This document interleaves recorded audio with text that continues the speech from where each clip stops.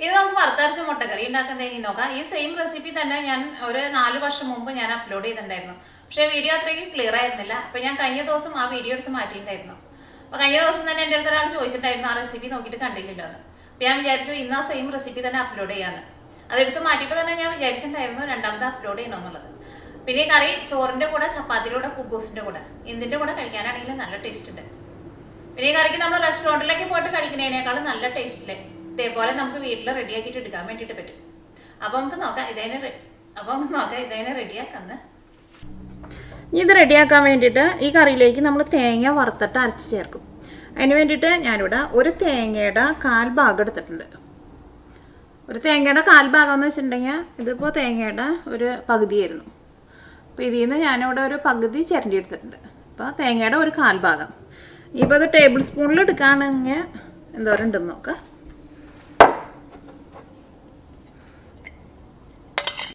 ഇതേപോലെ ഇങ്ങനെ ടേബിൾ സ്പൂണിൽ ഇതേപോലെ നിറച്ചെടുക്കുന്നുണ്ട്.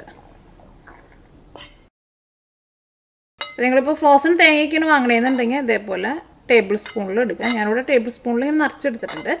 അതൊരു 8 ടേബിൾ സ്പൂൺ എടുക്കുക. ഈ തേങ്ങ വറുത്തിട്ട് എടുക്കുമ്പോൾ ഇതിലേക്ക് മസാലപ്പൊടികൾ ചേർക്കും. അതിന് വേണ്ടിയിട്ട് മഞ്ഞൾപ്പൊടിയും വേണം, മുളകിൻ്റെ പൊടിയും വേണം, മല്ലിപ്പൊടിയും വേണം. പിന്നെ ടേസ്റ്റിനനുസരിച്ചിട്ട് ഗരം മസാല കറിയുടെ ഒരു പകുതിയൊക്കെ ആകുമ്പോൾ നമുക്ക് കുറച്ച് ഗരം മസാല ഒന്ന് ചേർത്ത് കൊടുക്കുക. പിന്നെ ഈ കറിയിലേക്ക് ഞാനിവിടെ പെരിഞ്ചീരകവും ചേർക്കുന്നുണ്ട്. പെരിഞ്ചീരകം നമ്മൾ ഈ തേങ്ങ വറുത്തിട്ട് എടുക്കുമ്പോൾ അതിൻ്റെ കൂടെ ചേർക്കും. അപ്പോൾ ഈ മസാലപ്പൊടികളെല്ലാവരും പിന്നെ പെരിഞ്ചീരകവും ഞാൻ ആ കറിയിലേക്ക് ചേർക്കുമ്പോൾ അതിൻ്റെ അളവ് പറയാം. പിന്നെ മസാലയായിട്ട് ഞാനിവിടെ ഇതേപോലെ ബേ ലീഫ് എടുത്തിട്ടുണ്ട്. അപ്പോൾ ഇത് നിങ്ങളുടെ അടുത്ത് ഉണ്ടെങ്കിൽ ചേർക്കാം. ഇത് ഞാനിവിടെ ഇതേപോലത്തെ ഇങ്ങനെ 2 എടുത്തിട്ടുണ്ട്. ബേ ലീഫ് എന്ന് വെച്ചിട്ടുണ്ടെങ്കിൽ നമ്മൾ കറുകപ്പട്ട ഉണ്ടല്ലോ, ആ കറുകപ്പട്ടയുടെ ഇലയുണ്ട്, ആ ഇലേനെയാണ് ബേ ലീഫ് എന്ന് പറയുന്നത്. ഇതിന് ചില സ്ഥലത്ത് ബിരിയാണി ഇല എന്നും പറയും. പിന്നെ എനിക്ക് തോന്നുന്നു ചില സ്ഥലത്ത് ഇതിനെ വഴന്നില എന്ന് പറയും. ഇത് തന്നെയാണ് വഴന്നില എന്ന് എനിക്കറിയില്ല. ഞാൻ കഴിഞ്ഞ ദിവസം ഒരു വീഡിയോ ഇട്ട് കഴിഞ്ഞപ്പോൾ ആരോ അതിനകത്ത് പറഞ്ഞിരുന്നു ഈ ബേ ലീഫിനെ അവരുടെ അവിടെ വഴന്നില എന്ന് പറയുന്നു. അപ്പോൾ ഇത് ഞാനിവിടെ 2 എടുത്തിട്ടുണ്ട്. ഇതേപോലത്തെ 2 മീഡിയം സവോള എടുത്തിട്ടുണ്ട്. ഒരു 5 വലിയ വെളുത്തുള്ളി എടുത്തിട്ടുണ്ട്.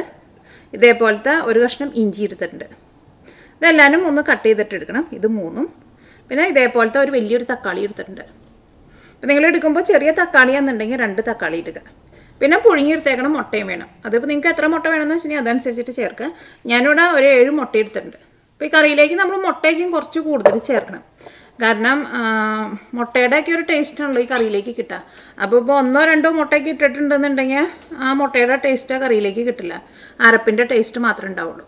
സവോളയും ഇഞ്ചിയും വെളുത്തുള്ളിയും പിന്നെ തക്കാളിയും ഒന്ന് കട്ട് ചെയ്തിട്ടെടുക്കുക.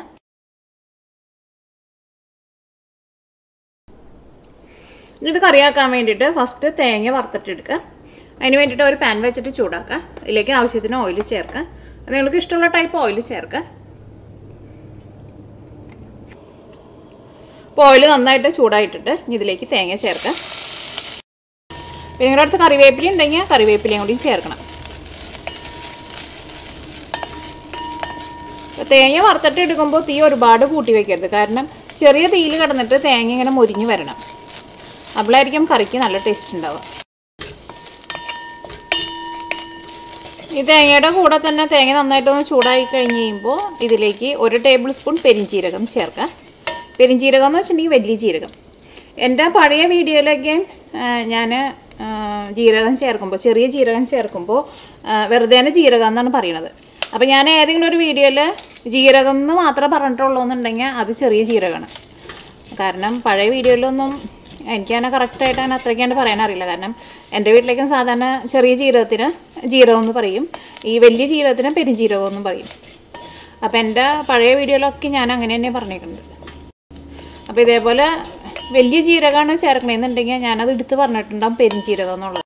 ഞാനിവിടെ ഒരു മീഡിയം ഫ്ലെയിമിൽ ഇട്ടിട്ടാണ് ഈ തേങ്ങ വറുത്തിട്ട് എടുക്കുന്നത്. അപ്പോൾ തേങ്ങ മൊരിഞ്ഞ് ചെറുതായിട്ടൊരു ഗോൾഡൻ കളറായി തുടങ്ങിയിട്ടുണ്ട്. ഇതിലേക്ക് മസാലപ്പൊടികളൊക്കെ ചേർക്കാം. ഞാനിവിടെ 1 ടീസ്പൂൺ മഞ്ഞൾപ്പൊടി ചേർക്കുന്നുണ്ട്. ഈ മഞ്ഞൾപ്പൊടി അത് കിടന്നിട്ട് നന്നായിട്ട് മുരിയണം. തീ നന്നായിട്ട് കുറച്ച് വയ്ക്കുക. കാരണം തേങ്ങ അങ്ങോട്ട് മുരിഞ്ഞ് വരാൻ വേണ്ടിയിട്ട് മാത്രമേ സമയം എടുക്കുള്ളൂ. തേങ്ങ അങ്ങോട്ട് മുരിഞ്ഞ് കഴിഞ്ഞിട്ടുണ്ടെങ്കിൽ പിന്നെ പെട്ടെന്നാണ്ട് കരിഞ്ഞു പോകും. മഞ്ഞൾപ്പൊടി അത് കിടന്നിട്ട് നന്നായിട്ട് മുരിഞ്ഞിട്ടുണ്ട്. ഇനി ഇതിലേക്ക് മല്ലിപ്പൊടി ചേർക്കാം. മല്ലിപ്പൊടി ഞാനിവിടെ ഫ്രഷായിട്ട് പൊടിച്ചിട്ട് എടുത്തേക്കുന്നതാണ്. അപ്പോൾ അതുകൊണ്ട് തന്നെ ഈ മല്ലിപ്പൊടിക്ക് നല്ലൊരു സ്മെല്ലുണ്ട്. ഈ മല്ലിപ്പൊടിയൊക്കെ പൊടിച്ച് ഫ്രഷായിട്ട് എടുക്കുന്ന ഒരു വീഡിയോ ഞാനിപ്പോൾ മിയാ കിച്ചൻ്റെ ബിഗിനേഴ്സ് കുക്കിംഗ് വിത്ത് മിയാ കിച്ചൻ എന്ന് പറഞ്ഞിട്ട് പുതിയൊരു ചാനൽ തുടങ്ങിയിട്ടുണ്ട്.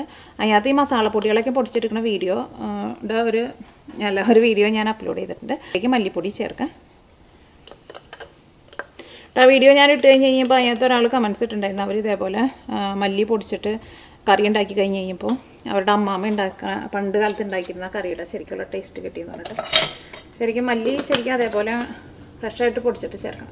അപ്പോൾ നല്ല സ്മെല്ലായിരിക്കും. അപ്പോൾ ഞാനിതിലേക്ക് 2 ടേബിൾ സ്പൂൺ മല്ലിപ്പൊടിയാണ് ചേർത്തേക്കുന്നത്.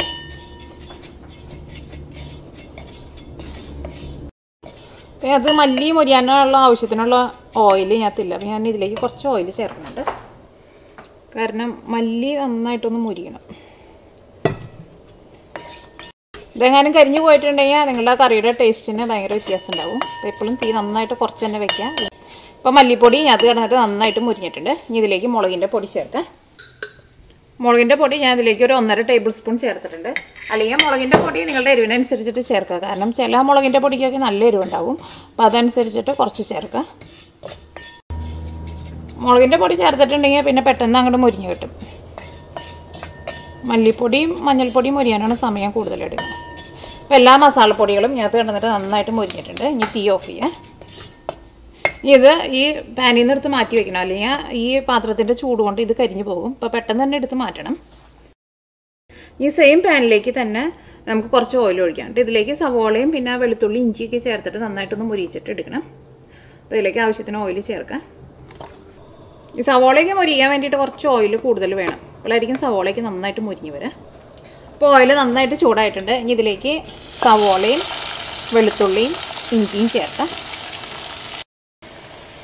ഇപ്പോൾ സവോളയ്ക്ക് മുരിഞ്ഞു തുടങ്ങിയിട്ടുണ്ട്. ഇനി ഇതിലേക്ക് കുറച്ച് മഞ്ഞൾപ്പൊടി ചേർക്കാം. ഈ മഞ്ഞൾപ്പൊടി മസാലപ്പൊടികളൊക്കെ നമ്മൾ ഓൾറെഡി തേങ്ങയിൽ വറുത്ത് വെച്ചിട്ടുണ്ടല്ലോ. അപ്പം പിന്നെ ഇതിലേക്ക് ഞാനങ്ങനെ മസാലപ്പൊടികൾ ചേർക്കണില്ല. കുറച്ച് ഒരു മണം കിട്ടാൻ വേണ്ടിയിട്ട് ഇതിലേക്ക് ഒരു 1/4 ടീസ്പൂണിൻ്റെ അടുത്ത് മഞ്ഞൾപ്പൊടിയും ചേർക്കുന്നുണ്ട്. പിന്നെ ഗരം മസാലയും ചേർക്കുന്നുണ്ട്. എന്നിട്ട് ഇതിലേക്ക് തക്കാളി ചേർത്തിട്ട് ആ തക്കാളി ഈ മസാലയിലിട്ടിട്ട് നന്നായിട്ടൊന്ന് വേവിച്ചിട്ടെടുക്കും. അപ്പോൾ ഇതിലേക്ക് മഞ്ഞൾപ്പൊടി ചേർക്കാം. വളരെ കുറച്ച് ചേർത്താൽ മതി.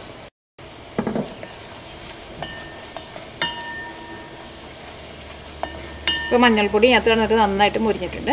ഇനി ഇതിലേക്ക് ഗരം മസാല ചേർക്കാം. ഗരം മസാല നമ്മുടെ ടേസ്റ്റിനനുസരിച്ചിട്ട് ചേർക്കാം. ഞാനിതിലേക്ക് ഇതേപോലെ 1 ടീസ്പൂൺ നിറച്ചും ചേർക്കുന്നുണ്ട്. ടേബിൾ സ്പൂണിലല്ല ചേർത്തത്, ടീസ്പൂണിലാണ് ചേർത്തത്. ടീസ്പൂൺ എന്ന് വെച്ചിട്ടുണ്ടെങ്കിൽ ചെറുത്, ടേബിൾ സ്പൂൺ എന്ന് വെച്ചിട്ടുണ്ടെങ്കിൽ വലുത്. അപ്പോൾ സവോളയ്ക്ക് മുരിഞ്ഞ് നല്ലൊരു ഗോൾഡൻ കളർ ആയിട്ടുണ്ട്. അത് നന്നായിട്ട് മുരിഞ്ഞ് വരണം. വളരെയധികം നമ്മുടെ ആ കറിക്ക് നല്ല ടേസ്റ്റ് ഉണ്ടാവുക. ഇതിലേക്ക് തക്കാളി ചേർക്കാം.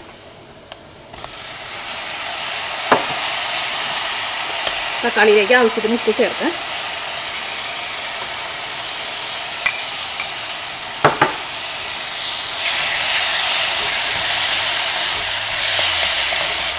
ഇനി ഒരു മീഡിയം ഫ്ലെയിമിൽ വെച്ചിട്ട് മൂടി വെച്ചിട്ട് ഈ തക്കാളി വേവിക്കുക. തക്കാളി നന്നായിട്ട് വെന്ത് ഉടഞ്ഞ് വരണം. അപ്പോൾ ഇതിനകത്ത് തക്കാളിയൊക്കെ നന്നായിട്ട് വെന്ത് ഉടഞ്ഞിട്ടുണ്ട്. ഇനി തീ ഓഫ് ചെയ്യാം.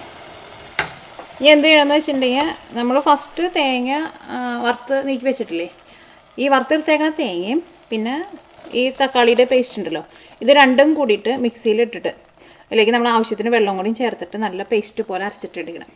അപ്പോൾ നന്നായിട്ട് അരിഞ്ഞ് കിട്ടാൻ വേണ്ടിയിട്ട് ഈ ഫസ്റ്റ് വറുത്തെടുത്തേക്കണ തേങ്ങ മിക്സിയുടെ ജാറിലിട്ടിട്ട് ഒന്ന് കറക്കാം. അപ്പോൾ നന്നായിട്ട് മുരിഞ്ഞിരിക്കുന്നത് കൊണ്ട് തന്നെ ഒന്ന് കറക്കുമ്പോൾ നന്നായിട്ട് ഇങ്ങനെ പൊടിയും.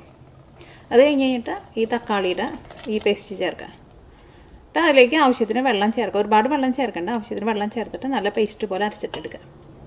അപ്പോൾ ഞാനിവിടെ തേങ്ങ വറുത്തെടുത്തതും പിന്നെ തക്കാളിയുടെ പേസ്റ്റും കൂടിയിട്ട് ഇതിലേക്ക് ആവശ്യത്തിന് വെള്ളം ചേർത്തിട്ട് ഇതേപോലെ ഇങ്ങനെ നല്ല പേസ്റ്റ് പോലെ അരച്ചെടുത്തിട്ടുണ്ട്. ഇനി ഇത് ഈ സെയിം പാത്രത്തിലേക്ക് തന്നെ ചേർക്കാം.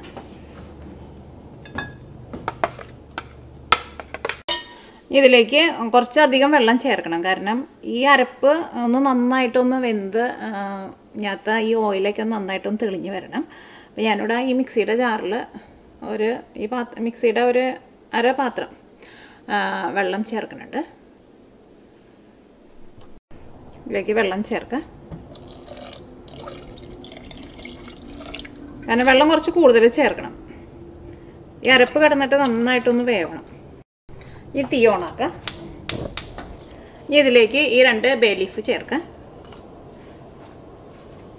ഈ കറിയുടെ ടേസ്റ്റ് നോക്കിയിട്ട് അതിലേക്ക് ആവശ്യത്തിന് ഉപ്പ് ചേർക്കാം. ഉപ്പ് ഇപ്പോൾ ചേർക്കുമ്പോൾ നിങ്ങൾ ഒരുപാട് ചേർക്കണ്ട. കാരണം ഈ കറിയുടെ ഈ ഗ്രേവിക്ക് നമ്മളൊന്ന് നന്നായിട്ട് ഡ്രൈ ആക്കിയിട്ട് എടുക്കും. അപ്പോൾ ഇതൊന്ന് വറ്റി വന്നു കഴിയുമ്പോൾ ചിലപ്പോൾ നിങ്ങൾ ഉപ്പ് ഇപ്പോൾ കൂടുതൽ ചേർത്തിട്ടുണ്ടെന്നുണ്ടെങ്കിൽ ചിലപ്പോൾ ഉപ്പ് കൂടിപ്പോവും. ഇത് മൂടി വയ്ക്കാം.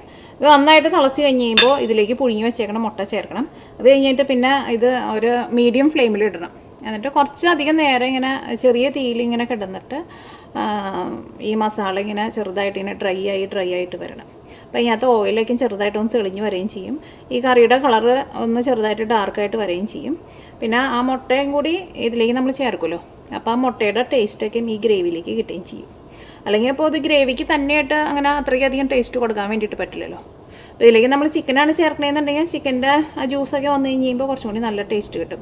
പക്ഷേ ഇതിലേക്ക് നമ്മൾ മുട്ട ചേർക്കുമ്പോൾ മുട്ടയുടെ ടേസ്റ്റ് മാത്രമാണല്ലോ ഈ കറിയുടെ ഈ ചാറിലേക്ക് വരാം. അപ്പോൾ മുട്ടയൊക്കെ ഇതിലേക്ക് ചേർക്കുമ്പോൾ കുറച്ച് മുട്ട കൂടുതൽ ചേർക്കണം. അല്ലെങ്കിൽ ഇപ്പോൾ 2 or 3 മുട്ടയൊക്കെ ചേർത്തിട്ട് ഇതേപോലെ വറുത്തരച്ച മുട്ടക്കറി വെച്ചിട്ടുണ്ടെന്നുണ്ടെങ്കിൽ ആ കറിയുടെ ശരിക്കുള്ള ടേസ്റ്റ് കിട്ടില്ല. ഇപ്പോൾ തിളയ്ക്കാൻ വേണ്ടിയിട്ട് മൂടി വയ്ക്കാം. ഇപ്പോൾ കറി നന്നായിട്ട് തിളച്ചിട്ടുണ്ട്. ഇനി ഇതിലേക്ക് മുട്ട ചേർക്കാം. നിങ്ങൾക്ക് മുട്ട 2ആയിട്ട് പൊളിച്ചിട്ടുണ്ടെന്നുണ്ടെങ്കിൽ പൊളിച്ചിട്ടിടുക. അല്ലെങ്കിൽ ഇതേപോലെ പതുക്കെ ഒന്ന് കട്ട് ചെയ്തിട്ടുണ്ടെന്നുണ്ടെങ്കിൽ അങ്ങനെ ചെയ്യാം. ഇതൊരു മീഡിയം ഫ്ലെയിമിൽ വെച്ചിട്ട് മൂടി വയ്ക്കാം. അപ്പോൾ തീ ഒരുപാട് കൂട്ടി വയ്ക്കേണ്ട. കാരണം ഇതിങ്ങനെ ചെറിയ തീയിൽ കിടന്നിട്ട് ഈ കറിയുടെ ചാറ് ഇങ്ങനെ ചെറുതായിട്ട് ഇങ്ങനെ വറ്റി ചെറുതായിട്ടൊന്ന് ഡ്രൈ ആയിട്ട് വരണം. ഇതിനകത്ത് ഈ ഓയിലൊക്കെ നന്നായിട്ടൊന്ന് തെളിഞ്ഞ് വരികയും ചെയ്യണം. ഇതേപോലെ ഇങ്ങനെ ഓയിലൊക്കെ ആയിരുന്നാലും ഇങ്ങനെ നന്നായിട്ട് ഇങ്ങനെ തെളിഞ്ഞ് വന്നിട്ടുണ്ട്. അതേപോലെ തെളിഞ്ഞ് വരണമെന്നുണ്ടെങ്കിൽ തീ നന്നായിട്ട് കുറച്ച് തന്നെ വെക്കണം. വലിയ ബർണറൊക്കെ ആണെന്നുണ്ടെങ്കിൽ ഒരു മീഡിയം ഫ്ലെയിമിനേക്കാളും നന്നായിട്ടൊന്ന് കുറച്ചിട്ട് വെക്കണം.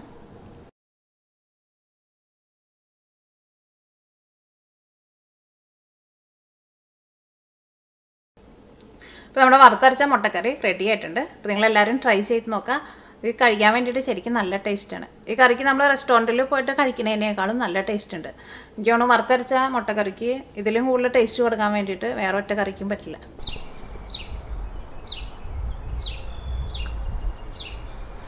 ഇത് ഞാൻ വീട്ടിൽ വളർത്തുന്നതല്ല കേട്ടോ. ഇതിങ്ങനെ സമ്മറാകുമ്പോൾ ഇങ്ങനെ വരും. ഇതിങ്ങനെ താറാവിൻ്റെ പോലെ ഇരിക്കുക. ഇവർ നല്ല ഉയരത്തിൽ പറക്കും. നമ്മുടെ അടുത്ത് ചെന്നാൽ അവർ പറന്നു പോകും. ഇതിവർ എല്ലാ വർഷവും വരും. ഇങ്ങനെ 2 പേര് ഇടയ്ക്കിടയ്ക്ക് വരും ഇവിടെ. കാരണം ഇവിടെ കോഴിയുടെ തീറ്റയൊക്കെ ഉണ്ടാവുമല്ലോ. അപ്പോൾ അതെന്തെങ്കിലുമൊക്കെ കഴിക്കാൻ വേണ്ടിയിട്ട് വരുന്നതാണ്. പിന്നെ ഇവർ നന്നായിട്ട് പുല്ലും കഴിക്കും.